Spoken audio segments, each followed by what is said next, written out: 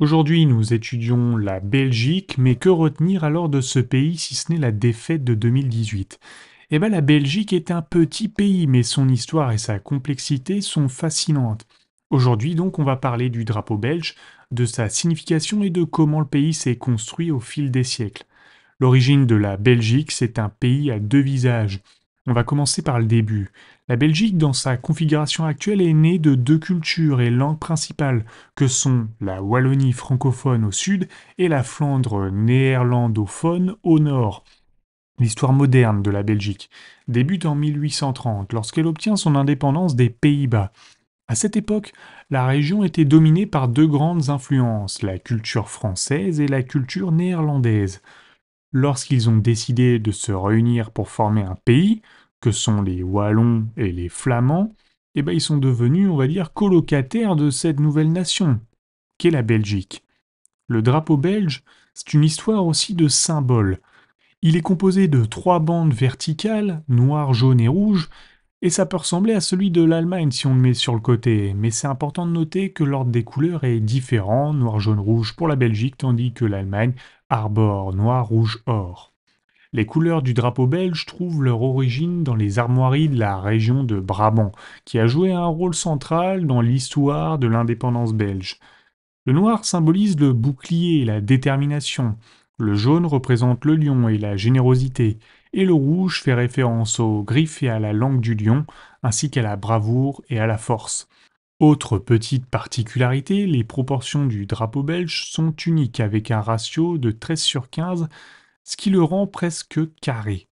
En fait, la Belgique est un puzzle géopolitique. Si on veut vraiment comprendre la Belgique, il faut d'abord savoir comment le pays est divisé. Et c'est là que ça devient un peu plus compliqué. La Belgique est divisée en trois grandes régions, donc la Flandre au nord, où on parle majoritairement le néerlandais, la Wallonie au sud, où on parle principalement français, et Bruxelles, la capitale, qui forme une troisième région à part entière, officiellement bilingue français-néerlandais, bien que le français soit un peu plus répandu. Chacune des régions flamandes et wallonnes est ensuite subdivisée en 5 provinces, ce qui fait 10 provinces au total. Bruxelles, quant à elle, n'appartient ni à la Flandre ni à la Wallonie. Cependant, elle est géographiquement enclavée au sein de la Flandre. Cette configuration administrative unique est due en grande partie à l'histoire linguistique et culturelle du pays. Pour ce qui concerne la Belgique et ses frontières, eh ben, c'est un véritable casse-tête. En plus de la division linguistique interne, il existe des enclaves et des contre-enclaves belges et néerlandaises qui défient toute logique. Par exemple, dans la ville de Barle-Hertog, des enclaves belges se trouvent aux Pays-Bas et en même temps, des contre-enclaves néerlandaises sont présentes en Belgique. À certains endroits, des rues, des maisons et même des bâtiments sont divisés entre les deux pays. Cette situation remonte à des siècles de transactions foncières et d'accords féodaux. La Belgique compte également une petite minorité germanophone dans l'est du pays qui bénéficie de sa propre communauté linguistique. Cette situation ajoute une autre couche de complexité à la structure politique et administrative de la Belgique. En fait, c'est une identité nationale complexe. Avec ces trois régions, trois communautés linguistiques, françaises, néerlandaises et germanophones, et ces divers gouvernements, la Belgique peut sembler être un pays artificiel, mais ça fait partie de son charme. Chaque région et communauté linguistique possède son propre gouvernement et parlement, qui ont chacun autant de pouvoir que le gouvernement central. Ça signifie que la Belgique est presque comme un État fédéral, où les gouvernements régionaux ont une grande autonomie. Environ 11 millions de personnes vivent en Belgique. La majorité de la population est composée de Flamands, 57%, de Wallons, 42%, et d'une petite communauté germanophone qui comble le vide. Cependant, il est important de noter que l'identité flamande ou wallonne est plus linguistique que culturelle.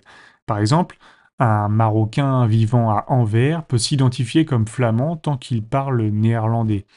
La Belgique est également très diverse sur le plan ethnique.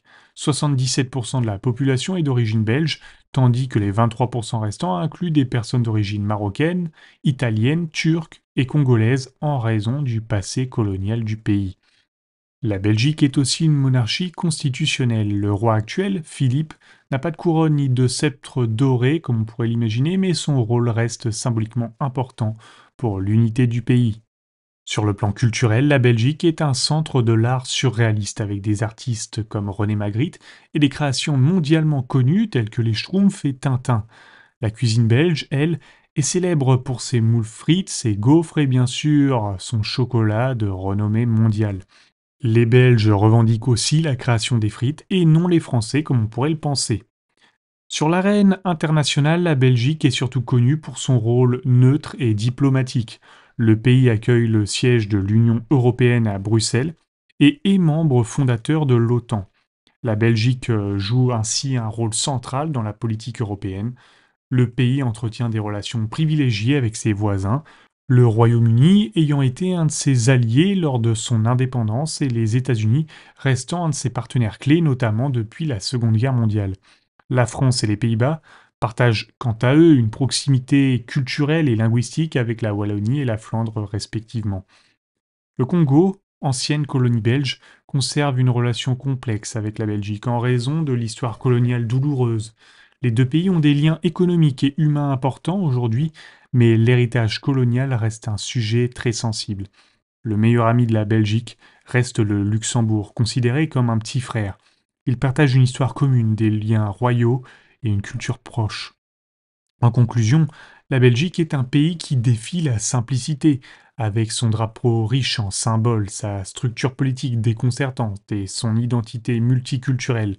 La Belgique est donc un exemple unique d'unité dans la diversité.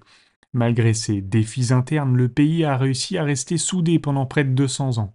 La Belgique, ce petit pays européen, est un véritable casse-tête géopolitique qui ne manquera jamais de charme et de complexité. Merci d'avoir suivi cette vidéo, abonne-toi si ça t'a plu, et on se dit à une prochaine.